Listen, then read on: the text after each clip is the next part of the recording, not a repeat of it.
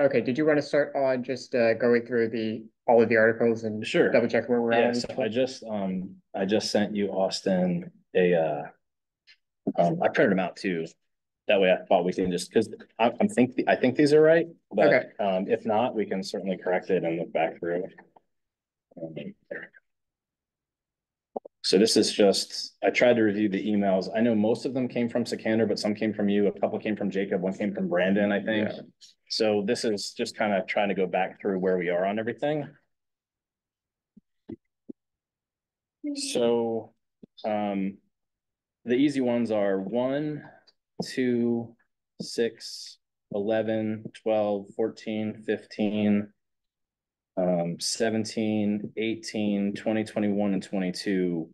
We've already TA'd all those by our records. Yeah, and I think from my notes, the only one that's a little bit special about that is 20 because we had I think we've agreed 20.8 is still in there. And we put what was 20.8 in a To different move to article. another spot. So I Yeah. think we have to un-TA, remove, and re-TA, but that's just something we'll have to remember Yeah, it's more eventually. of like a referential type thing. Yeah. Yeah, I don't think that's I agree. I don't think that's a big deal. So then looking at so we're going through them. So by our records, consultation, you guys gave one on 923. We've got a proposal for you today on that one. Okay. And I think our proposal today is going to be, it's going to be our last proposal on that one. There's nothing, I think we've gone as far as we can on that one. 4 is on your side as of 5/2. Yeah, and we're planning on working on that. That would have been this week, but That's fine. hopefully the next few Understandable. weeks. Yeah. Evals is on your side as of 2/29. Yeah. Workload, we have a proposal for you today. Leaves, we have a proposal today that we think is going to be our last best final on leaves. I think we've gotten that one's been beat up so much. We've had so many proposals back and forth. I think we're kind of at the end of where we think we're going to be. We're going to give you our best offer on that one today. Okay. Academic freedom, I don't think there was a lot in that one, but honestly, it's been a while since we talked about it. I have on my records that one has been with you since 5/2. It has. That's when we've. It's been kind of on the back burner with other stuff. Right. It's definitely not one that's as contentious as some others, but Hannah's currently working on it, and we should have that one ready in the next few weeks. But it doesn't look like it needs to be here. I think it's a relatively. It's just some arguments on language, I think. Yeah. We actually both exchanged proposals on last Monday on stipends. Yep. We do have one for you today on stipends. I know we did a lot of back and forth on discrimination based on our records. We think that one's with you as of 6/6. That yes, I agree with that. That one's obviously one where we're very far apart, and that's going to take some more work. Right. So that one, we recognize we have that one. Yeah, and I'm not like beating up on you about it. I just want to make sure that we know whose camp it's currently sitting in. No, I agree. Use of facilities, which I think we've already agreed to rename the title of the article. We've got that one for you today, and again, that's one that we're pretty far apart, but I think we've got our best version of that one today, and we're kind of ready to be done talking about it, quite frankly, because I don't think there's much more about it we're going to be able to say or do on. Miscellaneous is a weird one, just because I think we had kind of left it open. We're like, that's one of the ones we'll just take care of at the end because who knows what's going to go in there. Yeah, I have a note that's kind of like if we need to do any committees or any things, that's where we put it. So there's no use TA, just to do it later. Right. So I mean, technically that one's on your side, but I don't think it's a big deal. Totality, again, I think there were some concerns about the references to other parts of it. So that's technically been on your side since 4/25. Severability, we've gone back and forth a lot on severability for a while. I think it's kind of in the same category, but there was a lot of real technical differences we had about like which other articles to reference and which laws, if any, needed to be specifically referenced and all that kind of stuff. So I think we have music. Interesting. A little serenading. Yeah. I think at one point, and I mean, I this could be wrong, but I think at one point you all had talked about maybe consulting with one of the union attorneys about that one. I think that was the one, but it's one of those ones where we want to make sure both sides know what we're getting into. And I think on those, it's basically we put 23, 24, and 28 in the same kind of category. Right. And I think we're pretty close. I think from our notes on Sikander and our discussions, once we can kind of agree on the language on 28, which I see you have a proposal on, I think we're pretty much ready to TA all three together. Just once we have all three ready, then we're going to go into group. Yeah. Yeah. we amendment duration is kind of the same. I mean, that one's been outstanding since 11/17 of 23. I think that, like you had said, that one's kind of the same. Maybe it's in the same category or not. I couldn't find anything new from either of us since November. That one's kind of the same one as 19, where that one's where we'd hard code any like reopeners and stuff. So it's like if we decide somewhere else we want that, you know. So be it. I think it's the only thing on that. It's just kind of a wait and see. Right. Housing was a new article that we haven't talked about in a really long time. You guys have brought a proposal. We basically said we're not interested. We haven't seen anything since then. So we're assuming that one's kind of over and done, but I don't know if you guys officially withdrew it or not. So I mean, technically that's where it sits from our perspective. 28, 28's a new article. We have done a lot of work on 28. I think we've gotten 28 to I think there's some important considerations that we had acknowledged and agreed to in 28, but I think we're pretty much at the end of where we think we want to be on it. So we're going to give you our best version of that one today, and then say, look, here's where we think it's got to be, and you know, you guys can be, and we just ask you to consider that. And then I had named it 2X. This was an article that we had brought back in February, and you said you were going to consider it.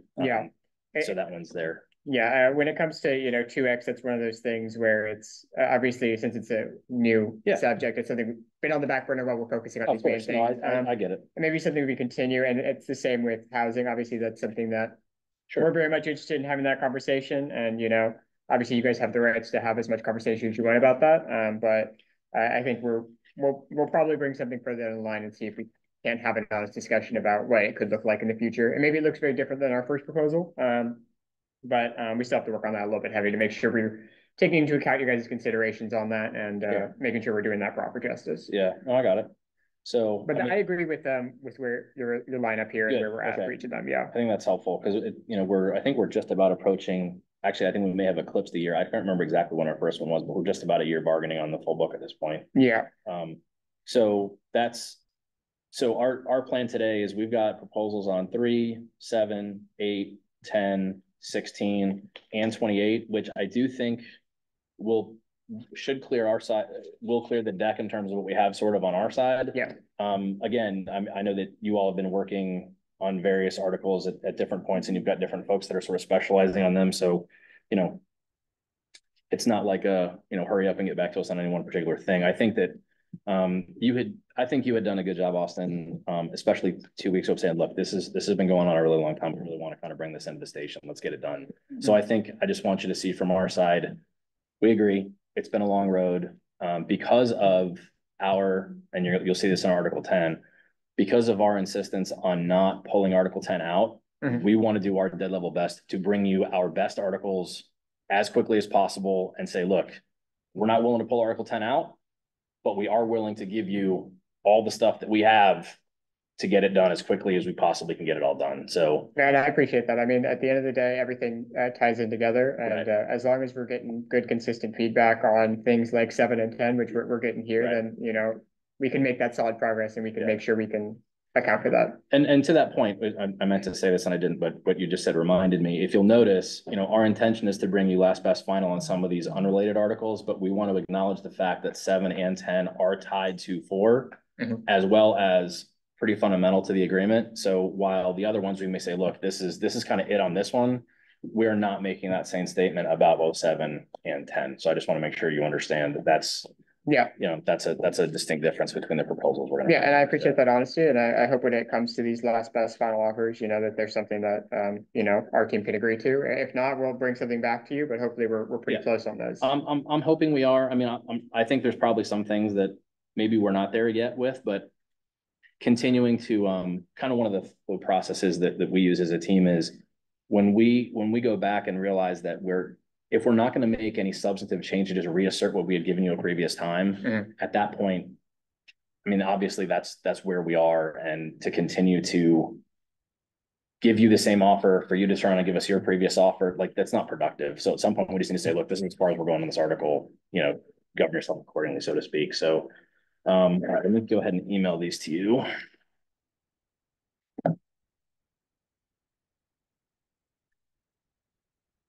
And I'm just going to send them all in one thing. Okay. And then we'll go through them sort of in order, or, you know. Just in article number order? I mean, maybe we leave 10 to the end because there's we'll do everything else and then we'll do 10 at the end. Okay. But sometimes it takes a minute for the email, so we'll just get them all over to you and then we'll do it from there.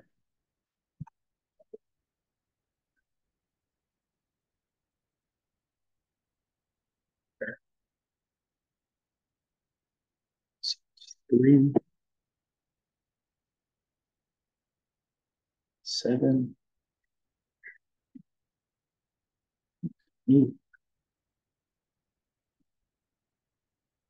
10, 16, and 28. 3, 7, 8, 10, 16, 20.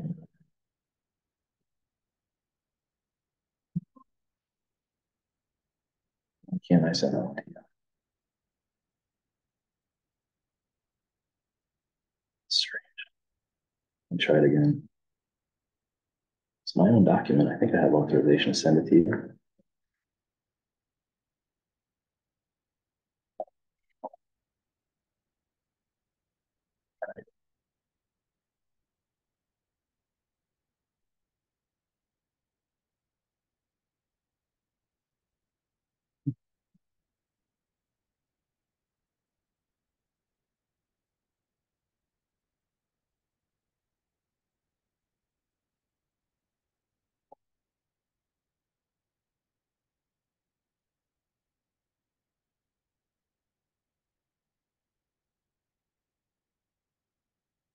Three, 7, 8, 10, 16.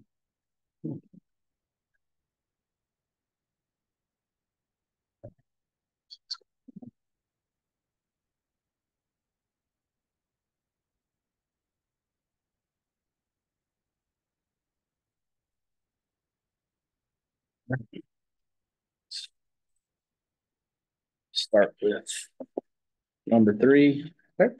As soon as I get them in my email, I'll put them up for Zoom chat just so everyone can see them.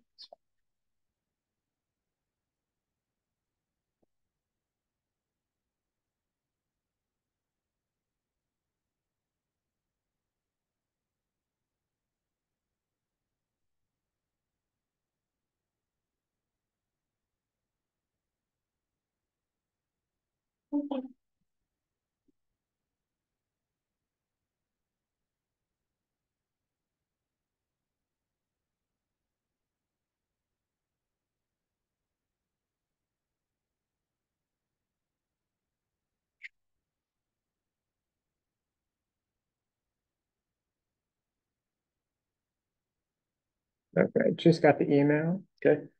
Just a minute.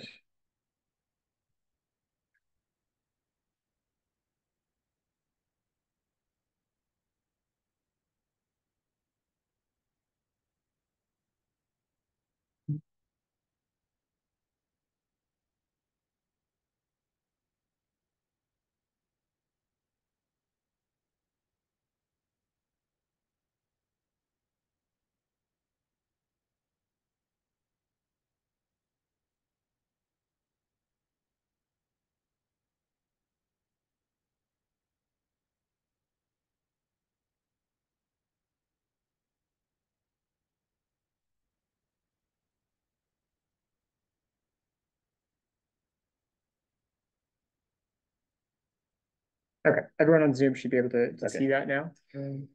Thanks. So Article 3, I think we acknowledge that you all have you have brought multiple different versions of Article 3, demonstrating in our interpretation, interest in meeting directly with the president of the university. I think last time you also brought examples from other universities that have agreed to that type of a provision. I think we've been very consistent in saying that we are not interested in putting that type of language directly into the contract. And you will see that this response is similar and unchanging in the respect that we're not interested in bargaining language that would specifically require the president to meet directly with GAU. And I think maybe the count on this one, it might be 5, Austin. I'm not sure. You can go back and check the different versions of it. But it's just not a provision we're interested in, and I don't think there's any particular amount of insulation or additional description of the meeting, which I appreciate you guys have tried to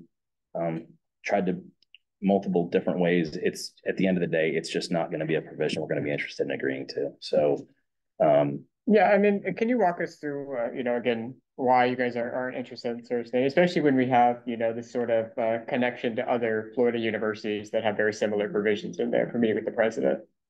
Yeah, I just don't think, I mean, the simplest way to put it, and I know that this was not the answer that met your, it didn't really meet your standard of a response, is we just don't think it's in our mutual best interest for the president to be meeting directly with you. It's not part of the employment relationship that is necessarily governed by the CBA, much in the way that we don't get to pick who your representative is that treats with us.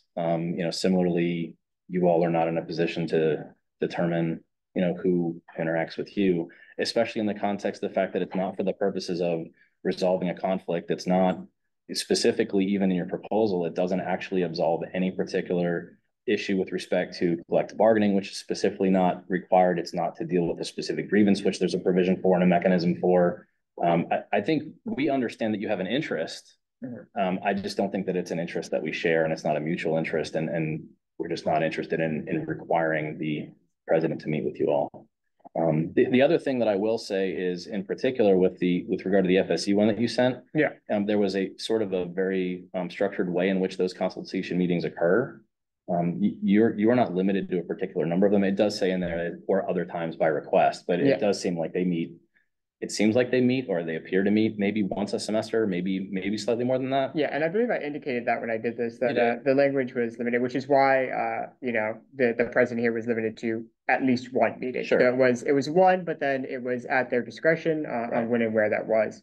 Obviously, we're disappointed in that kind of approach here. I think we've made. Whoa! I don't know what that noise was. That was unsettling. I have no idea what that was. They did say they were having projector issues earlier, so it might just still be a little acting up, but hopefully it doesn't continue. I think we've made effort to meet you guys on this kind of discussion, and honestly, we're just building off of CCL, which says the president or designees shall meet with the representatives. I think it's pertinent to the point where, as a bargaining unit of the University of Florida, obviously we appreciate meeting with university officials, but at a certain point, we are an equal bargaining partner. We want to bargain over our future. We have discussions to be had, and I think it shows respect to the union to be able to meet with the president at least once, even if we can't discuss things, line by line on what workload is or what stipends are, just so it's not something that is hidden behind the walls of the union. It's something that, everyone that, if you have to stand behind the words of the university, if you're the president of the university, you should be able to say, I'll meet with them once, we'll have an honest discussion about what issues they're facing. It might not resolve anything, but then they know where things are at and how we feel maybe we're being approached as a union, or, how we feel the university's, appreciating us or not. And I think that's so pertinent. And obviously, as a team, we're going to have to go back and discuss this and see what we want to do. We're not happy with this sort of endpoint. I mean, you've made it clear it's your last best final offer, but when it comes to bargaining, I mean, there's no such thing as a final offer until we get a TA. So, I mean, I appreciate the time you put into it, I guess. Sure.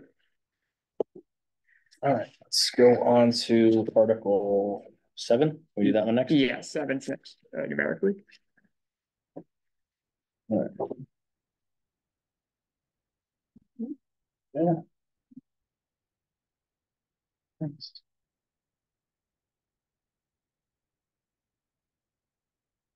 So we've obviously had a lot of conversation about 7. I know that you all have had a lot of conversation about 7. We've had a lot of conversation about 7 at the table. And the bottom line is, oh, sorry, I'll let you get your stuff ready to go. Takes you a minute to get everything. Yeah, that's fine. Okay, we should be good. Okay, so a couple things about 7, and it's not fundamentally different, but I'm actually going to start with 7.2 first and then come back to 7.1. So 7.2 and following, I mean, I think here's what we would like to say, and here's where it's aligned. If you'll notice, down in 7.3, we had initially proposed a sort of a workload dispute situation. And you all were very clear, and I think you were very thoughtful and articulate in your response about saying, look, we have a grievance process to resolve these conflicts. We don't want the university trying to utilize another mechanism or creating another mechanism that would sort of take away from that grievance process and handle it a different way. We want it to be handled that way. And I think in our interpretation of the proposal and in some of the other proposals regarding the information in 7.2, I think our perspective is in acknowledgement of your previous proposal and your previous response to what we had said is kind of the same as saying, okay, we get it. If the grievance process is made there to resolve these issues, then let's go ahead and utilize the grievance process. We interpreted a lot here as sort of predeterminative. And we just don't believe it's our interest to predetermine grievance outcomes and things of that nature. It's just not going to be something that we're going to be interested in. Right. So I think that kind of, again, what we're seeing is almost a different version of maybe adjusting that process. What we would rather do is go with effectively very close to current contract language. And now I'm kind of going up to the top of the proposal and saying, look, we have a very clear relationship as stated of the relationship between the FTE and the hours that can be required of you working for your appointment as a GA. We believe, as you had kind of said before, let's allow the grievance process to work. And if you all have a problem or an issue, file a grievance and allow the grievance process to work. Now, more specifically about what you have in 7.2, I don't believe that the way 7.2 is written here, again, it almost appears to be somewhat predeterminative, but the other problem that I have with it is it goes far into, that is something that should be governed. That relationship should be governed between the individual GA and the person for whom they're working, their supervisor, their PI, whomever it is. Acknowledging, as you all did a good job of explaining, that the relationship that exists between, for example, an RA and a PI is fundamentally different than a TA and like a program director or the person in charge of the curriculum. I think we acknowledge that. And then the last point, which we've made before, is if we were having a whole bunch of these grievances that the university was rejecting, and we felt that there was some, if the union was demonstrating through the grievance process that this was a widespread issue, we would have seen some. We've not seen few, we've seen effectively zero of grievances raised on this topic, acknowledging that it is a complicated, multi-headed, multifaceted topic, acknowledging that. Mm-hmm. So again, I realize this is one of the ones that we are pretty far apart on. Again, I am not trying to take away from the work that you all had done, the presentation that you have given. We did listen attentively. I think that the points you made were heard, but we would like to continue effectively with largely, other than the small concessions we've made in Article 7, is effectively a current contract language article. And again, I acknowledge that does not meet the needs that GAU has proposed. So I'm going to make that acknowledgement. Yeah, I think, not meeting the needs we've proposed, I think is an understatement. It's something we've worked very hard on, and I think it's something that is not something to, just cross out in our books, especially with 7.2. 7.2 really ties together what workload is. Obviously, with 7.1, we have that definition of how many hours per week an individual can work based off their FTE, and I think that's important. And I think getting rid of the word average is great, just to make sure we're protecting international GAs, but it means nothing if we don't have a distinction between academic work and workload. When it comes to a GA, all of us it's our first time being GAs, obviously. It's our first time being graduate assistants. And trying to find that balance between academics and research is something that's hard. It's hard to do. It's hard to kind of make that balance. And without a definition in here, it's really hard for anyone to acknowledge, is what I'm doing what's required of me? Am I required to work 60 hours a week, in my view, because that's how long it takes me to get what my research advisor has told me to get done this week? Is that a problem on my end, or is that a problem with I am being overworked and that is against my contract? Really hard to tell when you are also working with academic work. Without this definition, telling people, there is a line to be crossed where we know for certain that you are being overworked. Without those protections, the reason that we're not getting grievances that are being denied is because people don't know what the line is. And if people don't know what the line is, they're not going to waste their time going through the grievance process, which can be a very long and hard process for some. And, taking that extra step if they don't know. And I think this protects both GAs and makes sure that we are being paid adequately for our work, but it also protects the university to make sure like, hey, we have a line. And, when people are working, if they're doing too much work and it's based off of, academics, then we know it's an academic issue. We know it's not a workload issue. But if it is a workload-based issue, then we have a place where we can solve it. And so I think not having that definition is just, I think it's just a huge oversight on both sides to make sure that we can protect GAs and protect different departments to make sure that we have this. I don't know if you guys have anything to add specifically about the definition. I want to ask you, since you were the person that we interact with Sure. the grievance.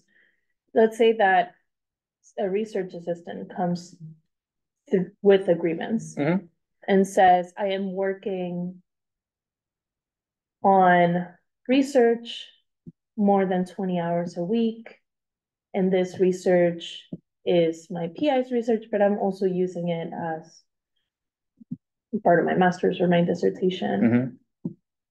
The burden of proving that they are being overworked, where does it lie with the graduate assistant, or where, like, who has to prove that they're being, it's a good question. right?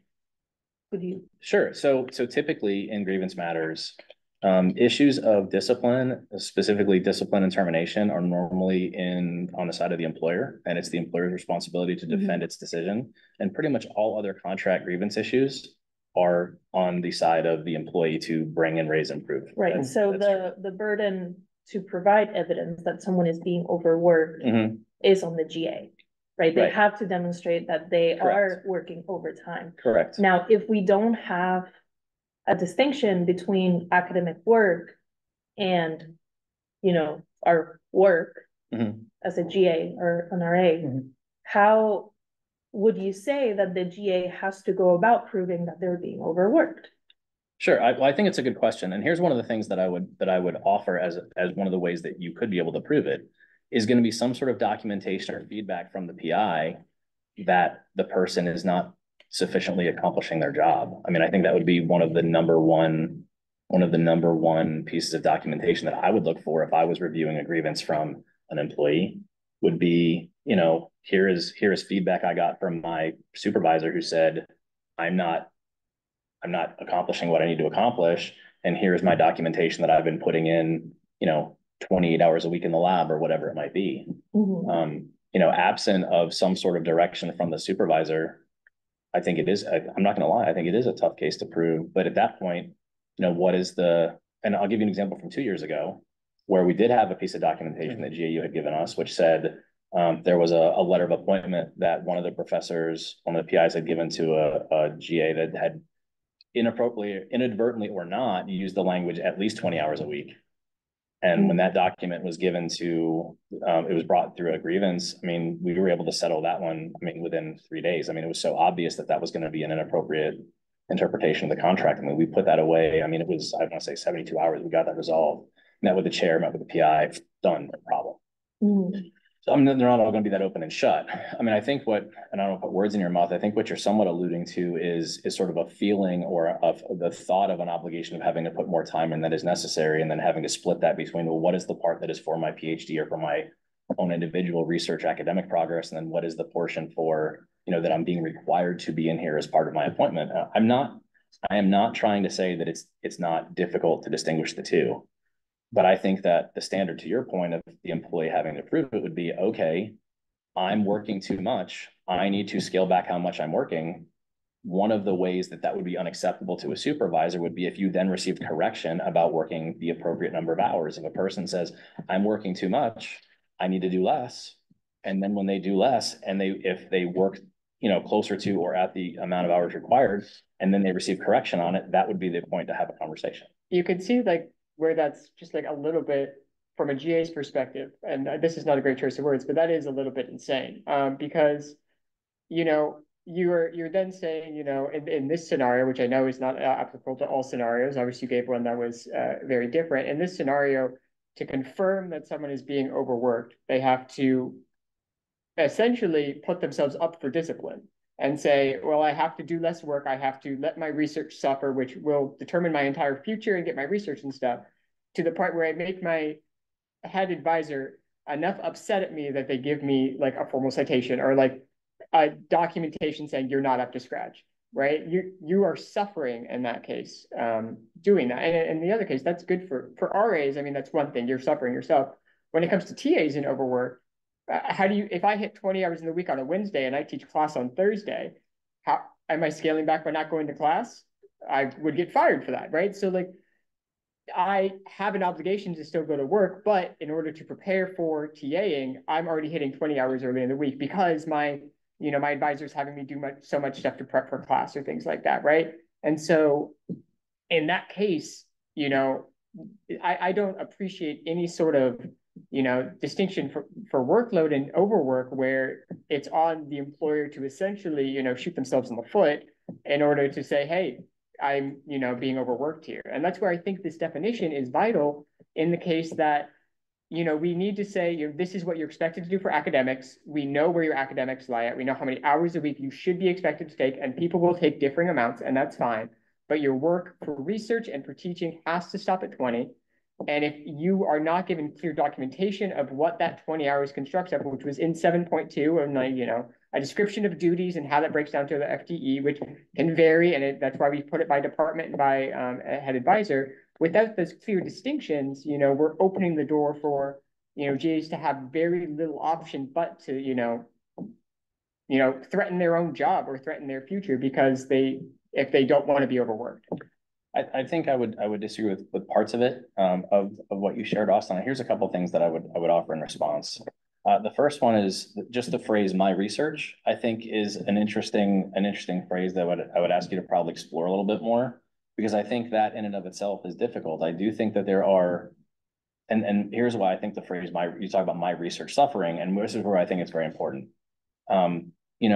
The broad range of research work and projects that our graduate students undertake, and then their own individual, abilities, skill sets, and whatever, it varies unbelievably widely.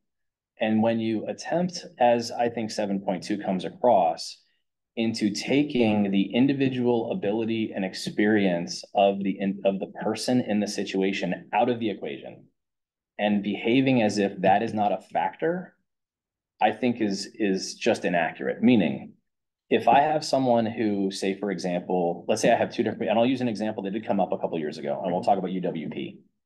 Let's say I have somebody who is let's say they went out into the academic world and they either taught at Santa Fe, or let's say they were an English teacher at a high school for a while before they came back to get a PhD in English, and they're assigned to work in the university writing program. That's their appointment. Mm-hmm.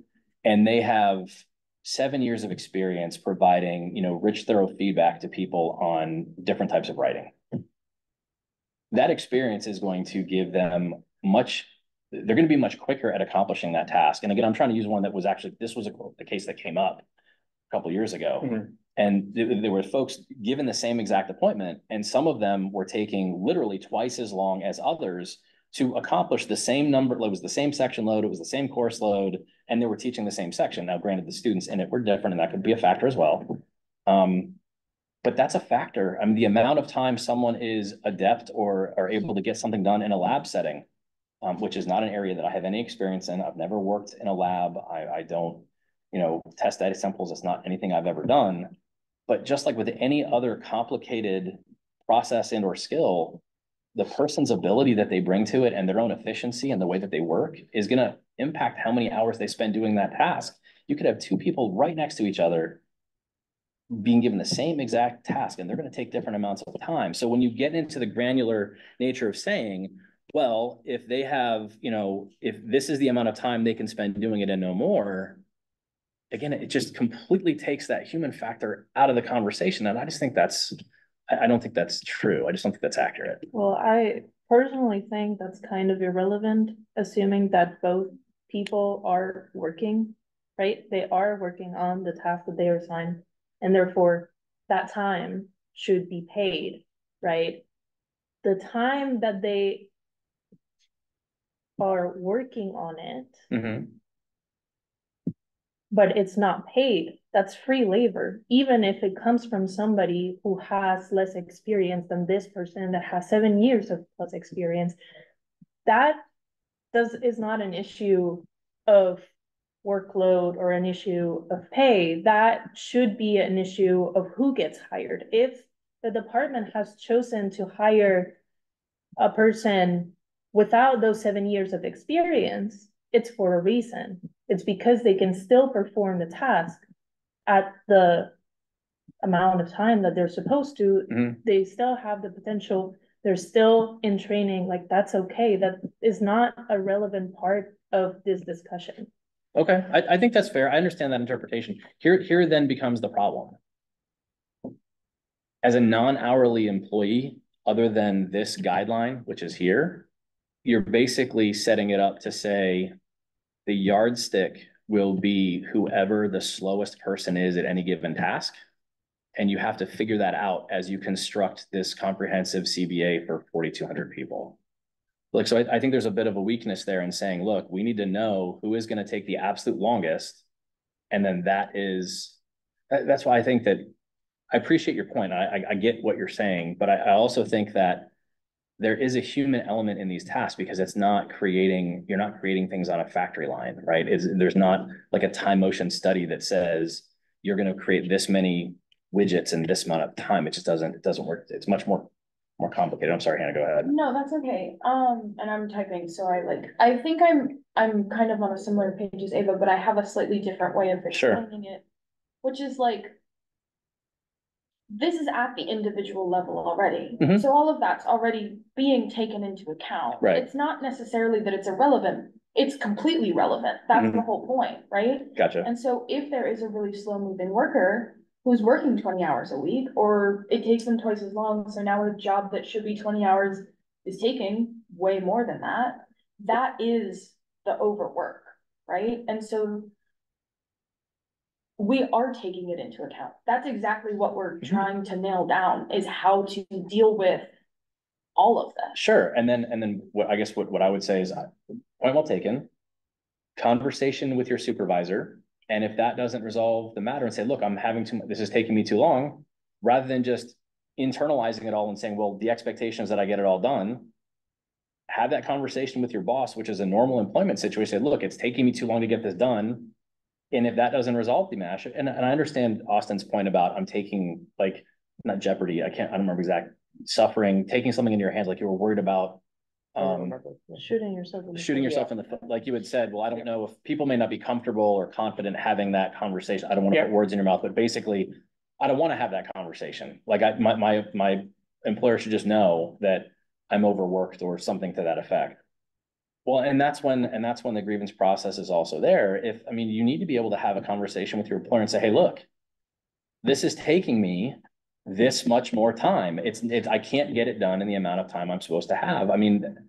That should be a conversation that you can, as an employee, you have a right to have that conversation with your boss and say, this is taking me more time than it should. But that still wouldn't result in documentation. So even if I'm working 30 hours a week and I do my due diligence and I'm now teaching a course for myself. So I don't even really know who exactly I'm talking to. I'm going to my department chair and I'm saying, hey, you're asking me to prep all of these materials. I didn't prep them over the summer because I'm not paid over the summer. And that seems like a lot and unpaid work. And so I'm doing it all now and it's taking me more than 20 hours a week. It's a brand new course. Like, what do? That doesn't result in the documentation that you said that you would need to process a grievance. So if nothing changes, I still have to teach. Sure. I still have to prep my materials. I still have to do all of this stuff. Then what happens? But what I'm saying is, but then the documentation becomes your own. If the person is non-responsive or says, I don't care, get it done, or they say, okay, let me make an adjustment. But barring that, say, look, I went and had a conversation with my professor on X day with whomever. I told them this was my experience. Another 2 weeks went by. That continued to be my experience. My issue wasn't resolved. I'm working more hours than I need to. I'm going to file a grievance. I tried. It didn't work. And is that sufficient evidence? I think it would, what I'm saying is it's a lot different than just saying sort of nebulously. And again, I don't want to put too fine a point on the presentation. I'm not trying to mitigate it or trivialize it in any way, shape, or form. Comprehensively, every single one of us is overworked so much that everybody knows this is exactly what's happening. I mean, that was, and again, I don't want to, I'm not trying to put words in anybody's mouth on your side, but that's kind of that very first conversation, the very first presentation we had from Article 7.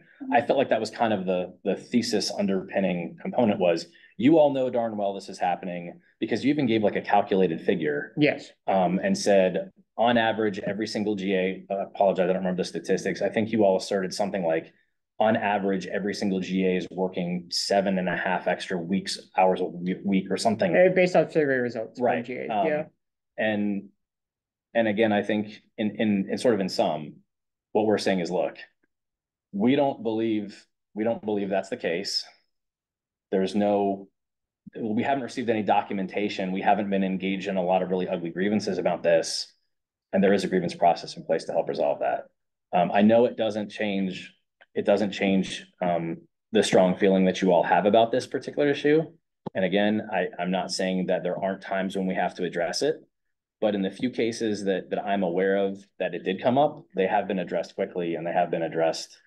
My understanding is to the satisfaction of GAU when the issue's been raised. Yeah, and I still have a couple of comments to make about this.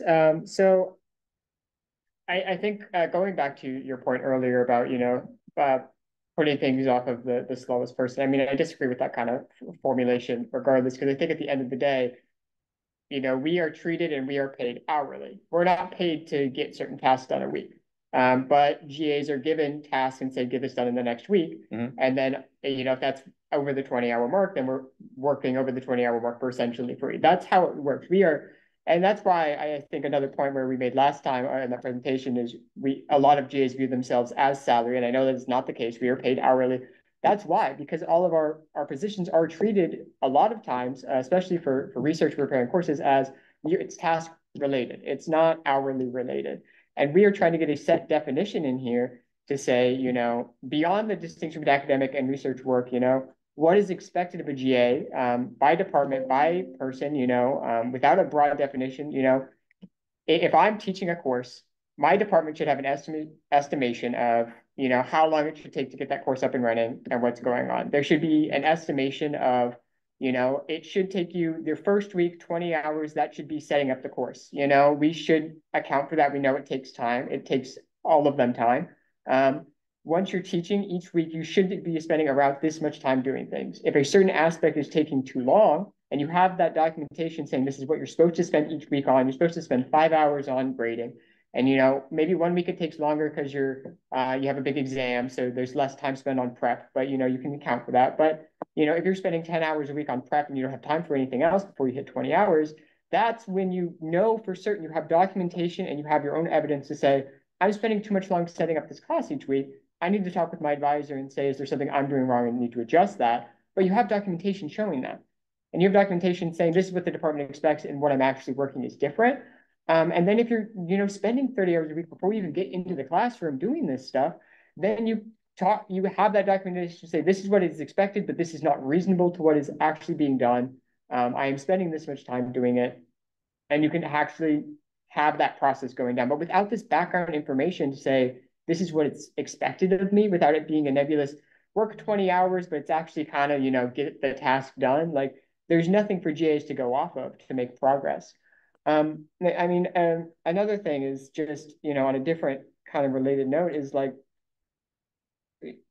forcing, or GAs recognizing that they're being overworked and then taking a step back, and hurting themselves and their future in the process is one thing. But that's also, once we get into the process of international GAs, that's a whole nother issue. I mean, if international GAs show for even a single week that they're working an hour overtime, they're at threat of losing their entire visa. And we don't want to open the door to where that's an issue for any of our GAs, right? But the current situation we have here, and I'm not saying that's a huge issue, but that's something that we don't have anything in here to help protect those international GAs to say, let's make sure you're not in that position where you have to, either keep overworking or, hurt yourself, right? Because if a GA who's international is being forced to work 30 hours a week to get their work done, at no point, why would they feel comfortable enough to talk to their advisor and say, I'm being overworked, when that's an admission that could get them in serious trouble, right? That's not a scenario we want to put anyone in. And if we have these definitions and these distinctions of what workload should be, then, in the first week or two of a semester, they can be like, I'm spending too much time on this, so I had to cut back and stop at this point last week. Let's have an honest discussion about how I can fix that moving forward. Without this, we have nothing, right? So if I could just, because I appreciated the way you kind of put that, Austin, because I think for the first time in this particular part of the conversation, I think I maybe heard you a little bit differently than I heard you previously. Right. And let me offer not a response, but a different perspective on that specific point. Okay. And I don't think this is going to necessarily address your concern, but I do think it's a slightly different way of looking at that particular issue, specifically about the international folks. And that is this.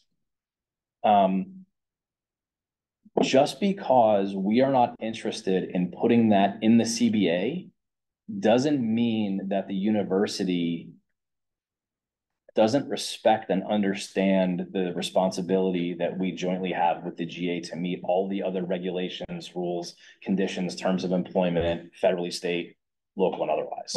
And what I mean by that is, just because we're not willing to put something in the CBA, that doesn't mean that we aren't going to also follow it. And I guess what I'm saying is, in that case, if we, God forbid, we were to have a case where we had a GA who was in some way, shape, or form, their visa was jeopardized, which obviously nobody has any interest in that being the case. Right. If that were being pursued, to be perfectly honest, I don't think the CBA is going to be the thing that, whether it's a federal official or somebody is going to be looking at, it's not going to be the CBA that determines whether or not they have a problem with their visa. That is going to be the rules and regulations that are overseen by either if it's the Department of State or whomever is overseeing that program. It's not going to be, whether or not that is in here is not going to be the reason that that person's, time here is going to be a jeopardy. No, but the stuff in here is prevention from those issues having to go in front of that court in the first place. That is our perspective on this. Is these things are to help GAs navigate how much they should work. It should help departments. Departments should have an FTE breakdown of what GAs are required to do and what their tasks should be. They should have that documentation saying, for each course, this is what it typically takes a GA, and this is how long it takes to do each of these tasks. And they should have the documentation and give those to the GA to make sure that the GA knows what's expected of them. And like some departments may do something very similar to what we've outlined here, but we want it to be a standard that we can be preventive about these measures, and we can make sure that these things do not happen in the future. Because if we get to the point where a GA is, their visa is being threatened because, we didn't have these preventative measures in there, then that is on, the discussion we're having now. We need to have this discussion, and we need to make solid improvements in the sense of a preventative measure. In the case of all GAs in general, we, have acknowledged time and time again that workload is an issue, that GAs are being overworked. And I know you've referenced, that many GAs have not gone through the grievance process for this, but that's because we don't have these preventative measures, to help GAs navigate what is overwork, what is, my academic work, what is, the work I'm paid for, what is my research work. And so we need these measures in here to make sure that everyone is playing on the same definition, to make sure that if we have something, or we have a GA who thinks they're being overworked, that GAU and UF can have an honest discussion about being like, well, we have a strict definition, we know what it is, and we can compare that to what's being requested of you, and we can, say, hey, we can go further in the grievance process, or that is a conversation to have with your advisor. But without a definition, every time we have one of those grievance processes come up, it's going to be a whole nebulous thing like, oh, well, you have to actually go through a 3-week process of where you're overworked, and then you bring documentation that you were talked to your advisor and you actually cut back, and then you get in trouble because you have cut back and your research is sidelined. And I'm not saying that's what you're saying everyone should do. No, I got it. But that is like one of the only avenues to proving that, and that's not an avenue that's even open to international GAs. I think we're talking in circles, and I don't think we're making much progress in that sort of sense. But like, this is not something that we are interested in deleting. And I know CCL is deleting it, and it's going to come back in a future discussion that we have, because to be quite honest, it's something that is a huge oversight to not have in our contract. Even if it's something that at the end of the day, we were like, oh man, we never had to use this language, but I'm so glad we had it in there because like, it's just better to be safe than sorry. It's something that we need to have. So, well, if I might, Austin, to that point, I do think that I don't want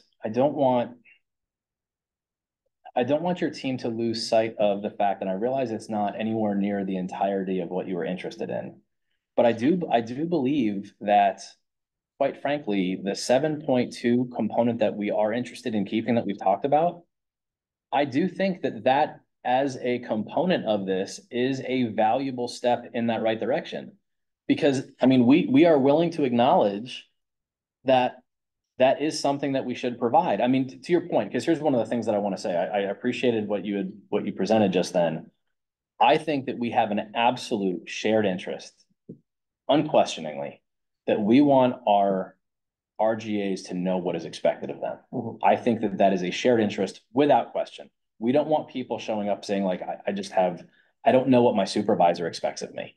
That is, nobody benefits from that situation, period, full stop. Like that's no good. And I think that while it's certainly only a small percentage of what you all had proposed, I do think that we took seriously the component of the clarification and saying, now we want the individual employee continue to be included. I mean, you all had stricken the phrase or unemployed. We want that in there. Because we think that can be an enormous step in that direction. If there is someone who is out there wondering, well, look, I'm just not sure, how long should it take me? How long should this take me? Well, go ahead and ask. You can ask, and then we will tell you. Why should GAs have to ask when, we've deleted the first part of 7.2 where it's just a default that everyone's given that description? If it's a shared interest and we want people to have these descriptions, why have we deleted the section where by default everyone gets a description of their duties? Because that, I think, is vital to ensuring that we don't have this confusion in the first place. I think that's a fair question, and here's what I would say. Mm-hmm. I think this is where our two perspectives are different. I think our perspective is that the overwhelming majority of employees have a clear understanding of what they're expected to do, and it appears from our perspective, GAU's perspective is the overwhelming majority of people don't understand what they're supposed to be doing. And I think we believe that the standard is that people do in their conversations, whether they are in conversations with their PI or, when they're coming to maybe not their first semester when they're teaching, but certainly if they're a TA and they're going into their second, third, and or fourth, especially if they're teaching the same course or a related course or in the same department, that the majority of people do know what is expected of them. Now, that being said, for those who don't know, the creation of a clear avenue in the contract that says, look, if you don't know, we will absolutely go over it with you. We will sit down and we will go over it with you. We will give it to you in writing. So would UF be willing to make it a default if we were to prove that the majority of GAs do not really know what they're expected to do and for how long based on their FTE? I'm not so sure how you would prove that. I mean, like if you're saying you guys want to conduct a survey and if we're going to take that as like scientific evidence, I'm going to say probably not. What would you consider scientific evidence of it? I think if all of a sudden we started seeing all kinds of people, if we were to employ this language and then all of a sudden, we had people asking all of their supervisors, because here's what I will tell you. If I have an employee who wants to know what they're supposed to be doing, as a supervisor, I have to tell them anyway. That's just because it's in the contract. But to your point of, we have people out in across the universe who don't know, to that point, which we've acknowledged as a concern. We have a shared interest in certainly mitigating that. Let's go ahead and make sure they have an opportunity to know what's expected of them. Yeah, and I'm still not seeing why we don't have that as a default. And I understand your perspective is that most people, what they're expected of them. There's a difference between knowing my advisor expects me to get this task done in my research the next week and knowing my advisor expects me to spend X number of hours prepping for coursework and X a number of hours working on other things. And I think that's where this FTE breakdown of, general duties needs to be a standard, especially when it comes to teaching courses. Because some courses, a lot of TAs, they don't know, what the differences between some of the courses are, and so especially if they're first semester or first year, they're not going to be familiar with the courses as well. And different courses require different, allotments of time. Some of them could be very exam based or very homework based, and some of them could be very much like lecture based. Some of them could have all of the materials already made for them. Some of them you have to make the materials by hand. It's a different breakdown of what's expected of you week by week. And I think when you're given a new course, when you're given, a general, for research, it's going to be more nebulous, obviously, but for teaching especially, if you're given a course and you're saying this is the course you have to teach, you should also be given a breakdown of like, you're working 20 hours a week. That's your FTE. If you are 0.5, this is how many hours we expect in this course you to spend on grading, on setup, et cetera, with like a note on like the first week should be, primarily setup, and that should take you the full 20 hours. Like that should be given to you. So, this is like what I should be looking for each week. I should be looking to spend this many hours. If it's taking me too many hours on one of those things, then I need to have a discussion about, hey, this is different than what I was, expecting. It's taking me a lot longer because there's, 2 hours budgeted in here for me to set up for coursework, but I have to make all the materials myself, and that takes 10 hours a week. So how can we have a discussion on making sure I'm not going over my 20 hours? Then you can have that honest discussion, right? Because you have this by default. If I'm working 25 hours a week and I have to ask for this FTE breakdown and the department has to make it by scratch because it's not something that's by default here, it's not going to be something that is based on knowledge of the department of how the course is taught. It's going to be based off of, here's what we kind of think, but we haven't spent as much time thinking about it. If we have this by default and it goes year over year, then departments are prepared. They know this is how much work this course normally takes. We've already made adjustments in the past to make sure people aren't overworking, and this is like the expected FTE breakdown. And so I disagree with the sentiment that, I think most GAs would benefit from having this be by default. And I don't think it's a big burden to put on departments. I think departments should know this information, and I think they just need to share it explicitly with GAs to make sure that everyone knows what's expected and we can have a really streamlined process, especially for, GAs this is their first time in grad school, it's their first time teaching. It could be, their first time teaching and, the first time in the United States. They could be an international GA, and that could be a really huge thing to try to grapple with. And so I think being really honest about what's expected is vital from the get-go. It shouldn't be vital from when I ask. I think asking and getting future clarification, I think, is great, which is why we still want to keep that section of 7.2 you guys have is, this additional asking for clarification. But that's why we also included the beginning and 7.2a, where they get it whenever, the duties change significantly, because I think having an updated, list of what I'm expected week over week is vital to make sure that we can maintain a healthy work-life balance. Yeah. And also to that point, I remember a grievance in biology where there was this intro course with, I don't remember the specifics, X amount of students, let's say 100. And historically, that course had 2 TAs, let's say. But now this new semester, it so happens that there's the same amount of undergrad students, 100, but now there's only 1 TA line.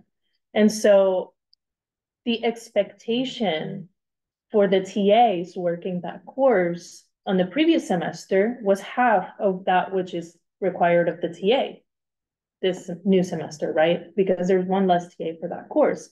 If the department were to have, if graduate assistants were to have a record of how much that course takes to grade or takes to grade the assignments and or prepare for it, whatever the duties for that course are, then we know right away that that is a grievance and we know how to pursue it, right? It eases the burden of the GA to go through weeks of calculating how much they're overworking. And it just like makes the grievance like visible right away. And it uses the university because it sets up a precedent of, people were able to, teach this coursework in 20 hours the last few semesters. We know we have proof of that. They were doing great. If you're taking more than that, then that's an issue. But if we have a change in TAs and no change in FTE accordingly, it's very easy for the university and for the GA to say, hey, this could be an issue. We don't want it to become an issue. We don't want anyone to overwork once.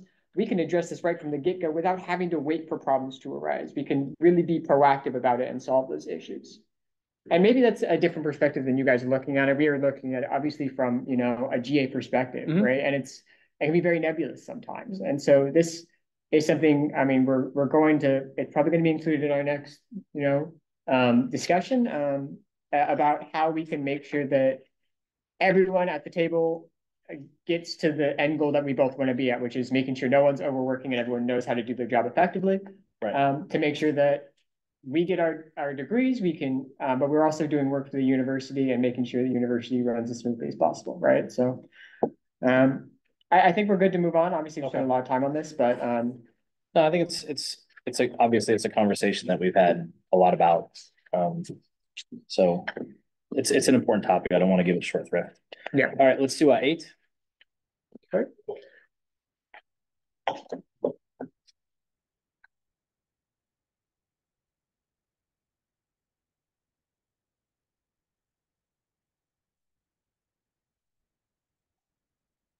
Just a minute to get it open here as well. So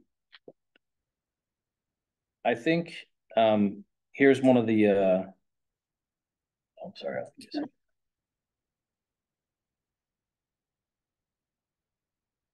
Okay. So here's one of the reasons that we're presenting this one. This one is going in as sort of a last best. We have spent a lot of time on Article 8. I think we've done a lot of really good work together on Article 8. We've made a lot of substantive changes, including you know, fixing the issue that we knew about from the beginning, which was the inadvertent sort of overwriting of having an unpaid leave option at all, which we sort of inadvertently had done that together. We needed to definitely address that. Right. And I think we've done a good job in working together to get that done. I think also there were some concerns about access to the use of paid leave, you know, specifically as it refers to what we had in F1, which I think we were willing to meet with you on, and we've also agreed to, you know, create a bereavement leave that exists. So, you know, I think all of that is stuff that I think we were pretty settled on. So the reason that we're bringing this as a last best final is because at this point, you know, not only had it not come up before, but we're given, and I'm not, again, mitigating or trivializing what you all had shared with respect to some of the mental health services experiences of some of the members. We are not comfortable or interested in giving a waiver to the other requirements in the article based on someone just saying, look, it's the nature of my leave that I want is mental health in nature, and therefore I don't want to have to provide any sort of documentation. We're just not comfortable with that. And then additionally, the other thing that we basically said no to is we're willing to agree to create and fund the bereavement leave, but we want to stick with our proposal of 2 and 5 days as we previously proposed it. And again, I don't want to lose sight of the fact of, again, almost half of the article that we've done here is new. And I think that is the position that the article stands in now. We've moved as far on those items as we feel comfortable moving on, and I think that's where we're going to really want to finish. Again, we acknowledge the need for the bereavement leave provision, and again, some of the other components that have modified the paid leave provision as well as the unpaid leave provision, but we're just not interested in ratcheting up any higher in terms of the bereavement leave paid component or in terms of giving a waiver for a particular nature of a particular type of health condition. So. Yeah, obviously, I'm going to use the word disappointing again. I don't have really a much better adjective for it, unfortunately. I believe this is pretty much a return to your last proposal. Very similar. Very similar. I'm going to focus on the bereavement leave. I think mental health is obviously the major concern to us. I think we're going to have a discussion on making sure that, and I think it's vital that we don't ignore mental health as a serious health condition that has specific, concerns for us and for GAs at large. I think when it comes to things that are like mental health emergencies, I think those are the type of times where, being then, mandated to go see a health provider by the university is something that, you know, if you're in a situation where you have to take leave for mental health, that's not going to be something that's going to be possible in a lot of scenarios, right? And I think, our request there was, for flexibility to make sure that when it is a mental health concern that they're not limited by, the ability of themselves mentally to go and get help or get a doctor's note, and they're not limited by the, frankly, long wait times to actually get mental health care in the area. And not even just in Gainesville, but for GAs that work outside of Gainesville and work in smaller communities. I mean, it's going to be even harder for them to get solid mental health care and to get a doctor that can, look at them properly and say, yeah, this is a valid mental health concern. And so I think it's a really valid concern on our end to say that when it is a mental health issue, that we need to take extra consideration to make sure their GAs can prioritize themselves without the burden being on them to, wait 60 days to see a health provider and get that doctor's note. And so that's the intent there. And maybe you have a note on, maybe there's another way we could go about that process to make sure that, everything is properly documented. But we don't want to put that burden on the GA, especially with the state of mental health care in the country. So I don't know if you guys have anything to add on mental health there. When it comes to bereavement, once again, I mean, this is returned to the lower numbers we had before. I think we made this clear last time, so I won't harp on it too much. I mean, 2 and 5 days is just, it's a concerningly low number of days. I mean, obviously for international travel, we appreciate the raised number of days. We think that helps with, travel concerns and things like that. But 2 and 5 is just, I think, frankly absurd to tell someone that they have to be back at work by. Especially when they lose a member of their immediate family, which is it is limited to their immediate family, right? So this doesn't even account for extended family that they could be close to for their entire life. And so because we have such limited options for these sorts of leaves, we don't get, we don't get PTO that we can take to extend this time. 2 days is it's nothing. I mean, especially if you're a TA and you teach Monday, Wednesday, Friday, 2 days of paid leave is Monday, Tuesday, and then you have to be back at work at Wednesday. So you get 1 day off, right? It's really not much. And like you could take the weekend and things like that, but it's not a lot of time, especially for GAs who are all at different stages of life. And so they might have additional considerations of they have children to take care of while they're doing this stuff. They could be the arbiter of estates to help for their parents or things like that. They could have a lot of additional concerns, and without additional avenues for us to say, hey, I need additional time. And I know we have like the 5 days we get. It's very hard for me to look at 2 days and frankly say, yeah, that seems reasonable. And I understand that is an improvement over CCL, that we've had a long discussion about even getting bereavement leave in here. And I appreciate the university's work on making sure we can have these additional processes. But that's why we proposed 5 and 10 days, because we believe that that's reasonable without, without hurting any university processes. 5 days is a work week. It helps. It gives people, the option of having those 2 weekends to give them additional time. A week is, I think a pretty standard, time to say, hey, this is a good amount. And for international, giving them 10 days, giving them 2 weeks, it gives them additional time, especially if they're international and they have, different cultures when it comes to how funerals work or how those processions work. And those could be multi-day affairs. And so I think giving them 5 days is frankly shocking as well. So I don't know if you guys have notes on that, but we're going to obviously have to go back and take a look at this. But I think I'm going to use the word disappointing again, just to, reiterate that it is our only option for, being with our loved ones after they pass, and saying they only have 2 days to do it is appalling. So.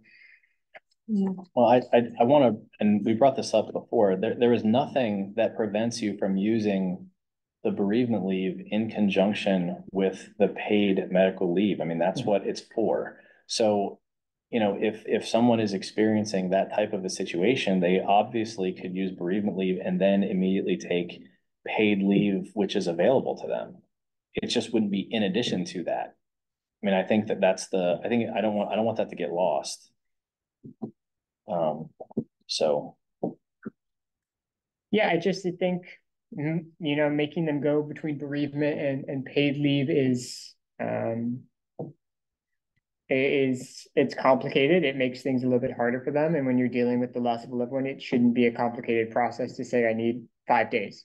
You know, I need time off without having to say, well, I want 2 days of bereavement and then I want to take paid leave and I can get up to 8 weeks for that, but I have to, you know, state what my reason is, and then I might be required to go to a doctor because it's the only, you know, does a death count as a serious health condition of an immediate family member? That's not explicitly listed. Is you know, me being under mental duress because I've lost a loved one, is that an issue? Well, I have to go see a doctor and prove that that's mental duress now, right? So it becomes more complicated when it shouldn't have to be. When you're losing a loved one, I think it should be very simple and say you get 5 days, you get a week, which I mean is still not a lot of time, especially when it comes to loss and dealing with that. That's obviously a years long, you know, process.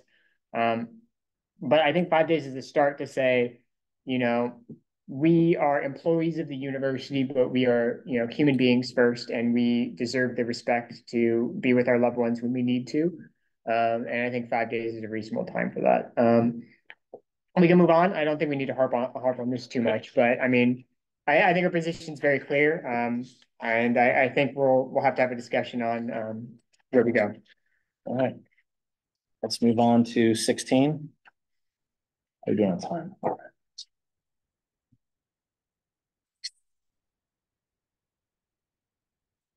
So we have spent quite a bit of time on 16. I'm not going to sugarcoat 16. 16 is another one of the articles that we are super far apart on. I will just say, I don't think that there is going to be much. Is there? Oh. I thought I gave you enough of them, you know? Yeah. So in sum, this is not something different that you've seen from us, in the fact that, look, the university is just, we are continuing to be interested, acknowledging that it is current contract language. We are interested in eliminating the release time option. And it is something that we've been very consistent about. We have not brought you a proposal that didn't include that. From the opening of bargaining, we acknowledge that it is not a provision that GAU is interested in. You have provided many reasons why you find it difficult to even consider. However, we are not changing our position on the fact that we are interested in eliminating the release time allocation to GAU. Can you elaborate again on why you are interested in that? Obviously, the first proposal you guys gave still had release time in there, and then subsequent proposals did not have that release time in there. So I just would love an explanation on your guys' thought process. Sure, I think it's multifaceted, but I think the primary thing is that we no longer see there's just no mutual benefit. We think it's purely a benefit for GAU, and it's sort of demonstrated in even when we were talking to you all, you know, we could be doing, for example, we could be doing this type of work in much higher volume than we are. But it is clear, and you all, I think I'll give individual reasons why it didn't work for the different members of the bargaining team. You all do not tend to be the ones that would be utilizing this. And in fact, it is also something that you all have been massively underutilizing and haven't been utilizing. And again, the university no longer sees any mutual benefit in the program, and we're just interested in eliminating it altogether.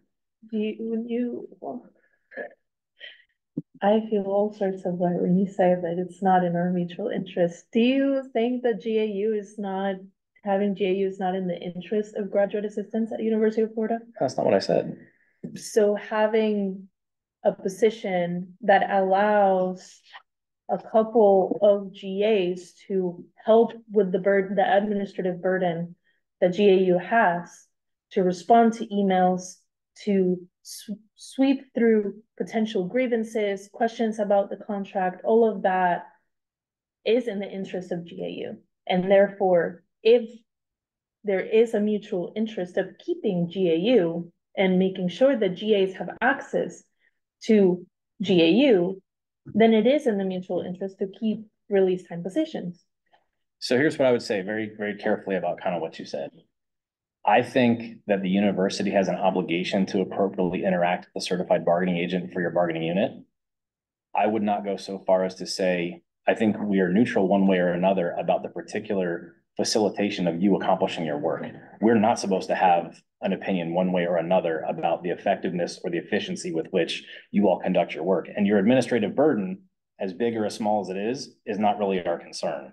That is, I mean, we're not supposed to get involved in offsetting your administrative burden. We're actually, this release time, even previously when it was still in here, was not intended to relieve your administrative burden of administrating your union. So, I mean, I don't think that's necessarily exactly what your intention was. So I just want to be very careful about how I respond to it. But no, I don't think that the university, is any longer interested in paying employees who otherwise would have assignments in various departments, accomplishing various things, whether it be teaching, research, or otherwise, to instead serve at the behest of GAU as their appointment. We're just no longer interested in doing that. I'm going to let our other co-president, Cass, in the chat talk for a minute. She has adequate experience with the RT as well. So Cass, if you want to say something, now is the time. Yeah, so I'm currently serving as a release time position. I've been able to meet with casually and kind of redirect a lot of graduate assistants, which is more, I would say, productive in terms of a mutual interest than just the GAU. And particularly, just to be transparent, without this program, I would have had to drop out from the university, or another person in my department would have not gotten funding. The labor, as we all understand, still needs to be completed. I think that's something that we can all agree upon. And my department was able to use my taking of this position to provide another international student with funding to ensure that they are able to receive that opportunity to stay here and study at the university. I think that this is a really great program if it is kind of looked at in a different way than I think it has been in the past, especially with people who were trying to get it without a previous appointment and without a lot of prior planning and direct communication with their department before taking this position. I think if we just look at it a little bit more differently, and I'm happy to kind of take the lead on a counter proposal that is encompassing a lot of the points that you guys are bringing up. But I just wanted to bring attention to that. And it's a really wonderful opportunity to have someone dedicated to things that are of mutual interest. I've been able to go and speak at different things that I would not have been able to do if I had a different appointment. I've had a lot of flexibility and availability in handling anything that is mundane or tangentially related to the function of the union. And I think there's just a lot of benefits that I think are not spoken about or outlined within this current contract language, but I don't think that elimination of the program altogether is a response that I'm comfortable with, especially considering that, transparently, if it were not for this program, myself or another person in my department would have ended up being unable to secure stable and consistent funding. Thank you. I also want to point out here just the idea of what separates the University of Florida from every other major university, I believe, in the state of Florida, which also has a similar provision. Obviously, if it's a provision that only benefits the union, it would not be something that's in all of the major contracts. And obviously, all of them have their own processes. They go through their own sort of, bargaining sessions to get there, but they all ended up at the same note of having this release time. And so I believe those other universities, and obviously I can't speak for them, but I would believe that the reason they also don't eliminate that is because it is mutually beneficial. And I'm sorry to hear that the University of Florida no longer believes it's mutually beneficial. Obviously, we do, and we want it to be a mutually beneficial thing, and we think it has been, and it will continue to be so. So, I think we can keep moving on. We're obviously running a little bit shorter on time, but thank you, Cass, for speaking up on that as well. It's good to have someone explicitly in that sort of position to kind of give that different insight. I think that's always helpful. Thank you. 28. All right. So, this is, oh, I'm sorry, give me a second. Is that your computer or mine? For what? I thought I just heard a Discord. Yeah, I have Discord Okay. open probably in the background. Watch that.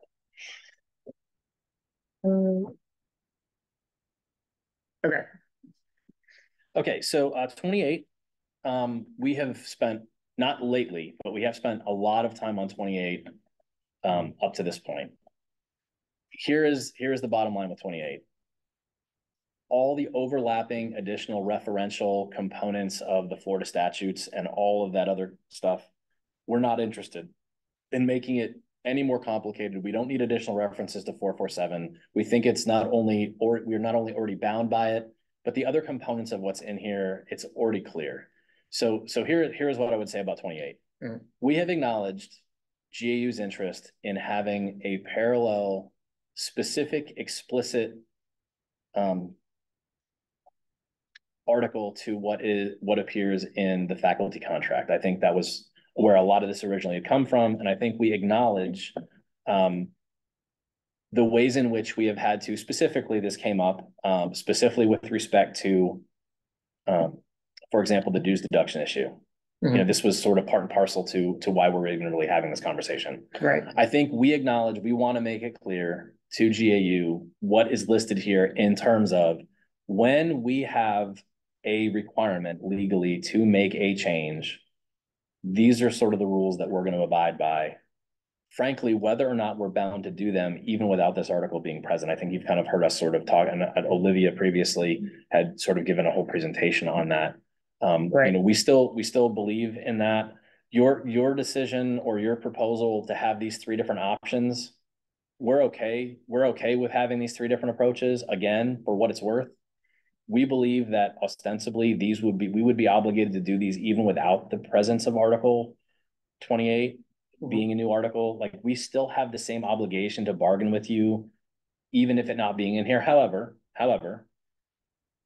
we also want to we want to share in this being in there does serve mutual interest, and that it's clear about what the rules of the road are going to be if and when we have to sort of embark on this. Right. So, I mean, I think it was really down to a disagreement about whether or not 447 applied if we specifically referred to it. I don't think there's a whole lot of difference. I think we're really close on this one, quite frankly. And especially in the light of the fact that it is a whole cloth new article. I think we get the intent. I think we get the interest. I think we've met that intent. We've met that interest, and we've conceded the inclusion of the article.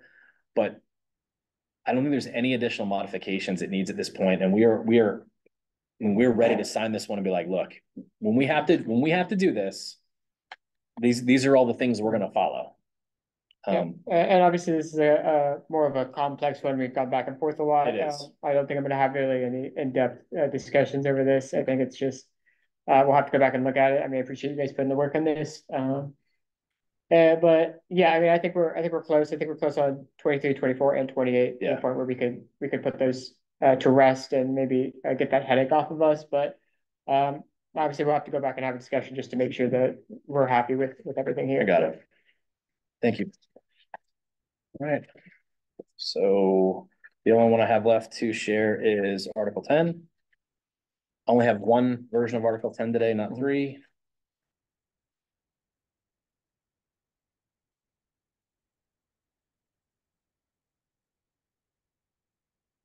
So, I mean, we can go through it, but basically there's really only two numbers that I'm sure are the most interesting on the article, and they're contained in 10.1 and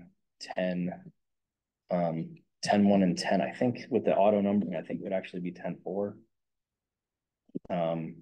Okay. So, I mean, first and foremost, you heard me say before I brought it up again, and I appreciate that GAU, it feels it's important to continue to assert the carve out of stipends. We're just not interested in doing this ahead of the rest of the contract. As demonstrated, like I said, we attempted to come here today and give you every single thing that was our side of the table. We don't want to be the holdup. We want to give you everything we've got to try to expedite as quickly as possible, bringing the full book to a close. We attempted to demonstrate that today. because we are taking the position that we're not willing to do this by itself. So yeah, and we again, appreciate the change of pace. I think that's been a discussion we've had several times, is the speed at which we're exchanging articles. Mhm. And I think JU's made it clear that there have been several points where we've had to wait a long time for an article. And I know that's been, we've obviously some articles we haven't heard since May or so where, we're waiting on certain things, but I do appreciate the change of pace and the attempt to get this done. And once again, I've said it at least twice, but I'll say again, Austin, on behalf of our team to your team, the patience at points that you all have demonstrated has been considerable. I don't want to, we appreciate the patience that you have demonstrated and the ability, once we were able to sort of come back, you all have sort of met with us in good stead and tried to sort of get back to work after us being largely absent from being able to give you anything new. So again, I'm not trivializing the patience that you and your team have demonstrated. So again, on behalf of our team, thank you for that. To that end, trying to really get as far as we can for you all. I'm not putting, again, because of the relationship between 4 and 7 and 10, as we sort of mutually agreed, on our breakdown, I'm not listing this as an LBF formally. We are trying to get as far as we feel we're going to go as quickly as possible. And we feel that this is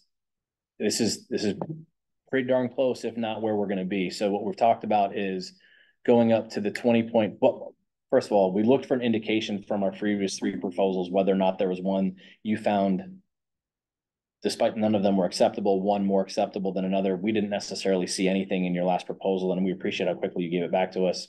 So we went more with approaching it from the B style. In other words, we kind of did both as opposed to focusing on one more than the other. So you'll see here that we're recommending a minimum stipend of 20.4 for a 9-month, 27.2 for a 12-month, and then 700 for 9 months and 933 for 12-month. And no elevator. We're not. I know that you all have said it's a priority. I'm not ignoring you when you say that, but we are not interested in a 3-year guaranteed increase for any reason at this time. And I appreciate that your reasoning was very specific as it related to international students. Again, I'm not saying we didn't hear you or we're ignoring you completely. We're just not interested in a more than a 1-year deal. And this is the deal that we're willing to put on the table. I don't think there's any other structural. Those are the 4 things. You've got the minimum, the raise amount, the no carve out, and the elimination of the elevator.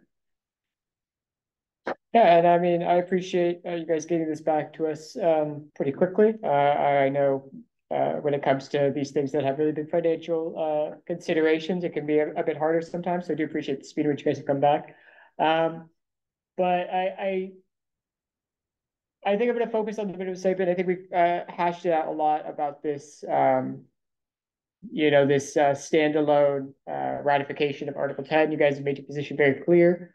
And we disagree on its effectiveness. I think if we can get the rest of the contract ratified fairly quickly, it has less of a concern. It's just if we have to wait a couple extra months to do it, then it becomes a concern again and again, right? So when it comes to the automatic raises to the minimum stipend, I mean, obviously we believe those are fair. It's not tied to inflation. It's not tied to a set percentage. I know some contracts for other bargaining units and universities, not at the University of Florida, have set raises based off percentages each year. We tried to opt for something that we thought would be more acceptable, which is based off a value that the University of Florida sets or has a hand in setting. And so we thought tying that to something would make it so, it wasn't something completely out of the University of Florida's control. We're not setting it specifically to inflation, which the University of Florida has argued again and again. You're not responsible for paying us more because of that. So we thought that was reasonable. So it's a little bit disappointing to have that removed. But at the same point, it's based off of a visa requirement that once again in the minimum stipend we haven't hit. In fact, we're nowhere closer to hitting really, and that's quite frankly again disappointing. I mean, it's a value that the University of Florida says that international GAs have to have and have to prove that they can have that much money. in order to get a valid visa to be here. And by telling international GAs that they have to have that much money and then not paying them that much when this is the maximum amount they can work, I think is it's concerning. It really is, because it's really telling GAs that if you're international, you have to find other money. You have to take loans, or you have to be rich enough to be able to afford to work for us. And I don't appreciate that sort of that approach. And I'm not saying that's what the University of Florida is saying. I'm saying that's what could be implied from this. That really could be, because that's the only option that I could get extra funding as an international GA to be here. So I think I think, quite frankly, we're going to be focused on this minimum stipend for a little bit. I appreciate you saying that you're going as far as you can, but quite frankly, saying you're going as far as you can on the minimum stipend for a $700 increase is insane, when we've had a university that has had so much improvement to its finances in the previous year, that it's given extra money to other parts of faculty and staff, where it's had its credit rating raised. I think giving an extra $700 on the minimum stipend is it doesn't pair well, and I think the University of Florida can do better. And yeah, when it comes to the raises, for the merit raises, I appreciate the movement you guys have made there. Obviously, we started very far off, but I do see solid movement on those. I think that is a very solid improvement. And I think that those sorts of merit raises and that sort of progress is where we can find a nice middle ground where we can have these solid discussions. So I do appreciate the work there. I just think when it comes to this minimum stipend, I appreciate you guys saying that you're going as far as you can, but I think we're still quite far off something that we can say this is an acceptable value to what GAs will have to tolerate for the next year. So yeah. I just want to say very clearly, and maybe it wasn't super clear when we brought back the article last time, but I think our team is focused on the minimum, just to say that super clearly. I don't think we're super focused on the raises. And in fact, when we edited your original document, we edited A and gave it back to you. That's the one we touched. Yeah, the minimum is always our top concern. It's always something that we have to be focused on, because at the end of the day, that's how much people are getting paid.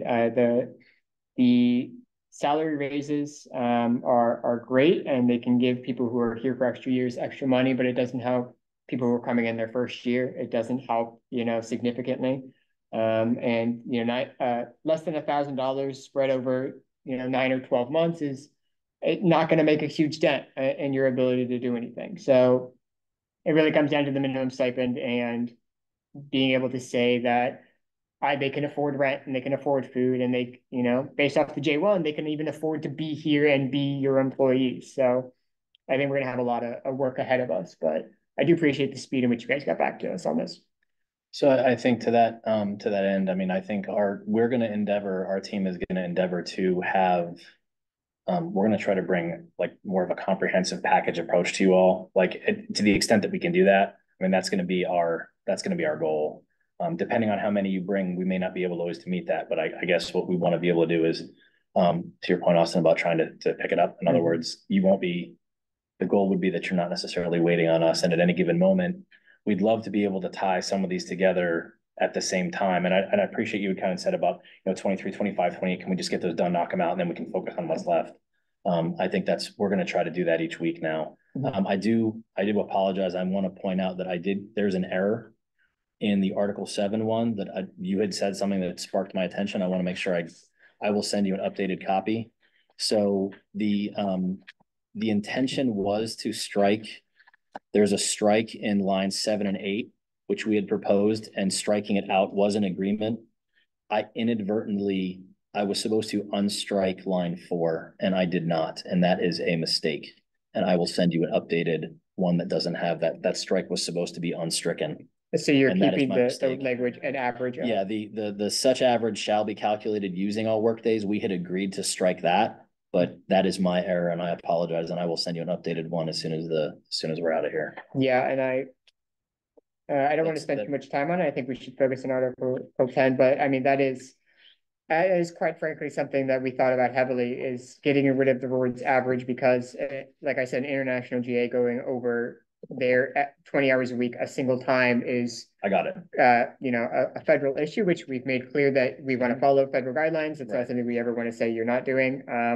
But we think the average draws away from that. We want to say this is an issue if it happens once. It's not an issue if it's happening, just 7 or 8 times in a row. It's an issue if it ever were to happen, and we want to, nip that in the bud immediately. Right. So you're probably going to see that language restructured out, to be frank with you, when we come back. But I appreciate your discussion, making sure we're aware of that. That wasn't again, I apologize for any confusion I caused on that one. It was, again, my intention was to strike the green, but not the other. Mm-hmm. All right. If there's anything else that you all want us to have ready or prepared, if you want to just email me so we can be as ready to respond, depending on what you all are able to sort of get and bring next week. Like I said, we'll try to respond as quickly as possible. Yeah. And again, to that end, just trying to let you kind of know where we have, obviously we'll listen to any proposals you all have, but we want to just try to be clear to you all in terms of which ones we feel like, look, we feel like we've done enough on this article and we're ready to sign it. So. Yeah, and I appreciate your honesty with that. I think we're very receptive to where you're at. I think there's a couple of things where we have minor things, but I mean most of those things we've had discussions on are pretty close. I'll be quite frank, I don't appreciate the language of the last best final offer. It feels closer to an ultimatum, and I know it's not. I know you're going to listen to any proposals. I don't appreciate getting close to that sort of language. I would rather us say, we're doing the best we can, but this is a process that we're both going on together. So saying this is the last best final offer really ties our hand to saying, if we make a proposal that's different or tries to meet you in the middle ground of there, can you just say, we're not going to make any more progress, we gave you our last best final. And we know you're going to listen to any proposals, you're going to make those changes. But I think it's, on my end, and it might just be in my opinion here, it's, I would rather have more of an honest dialogue about, this is the best we're doing right now. But there's, we always have that opening to have those discussions. And I think you've made that clear with language. I just don't like the terminology last best final. I don't. I appreciate that. I think that at some point though, again, we're coming up on the anniversary of the contract being open. Again, a lot of that, again, was due to our inability to bring you counters on 10 and 12 for an extended period of time.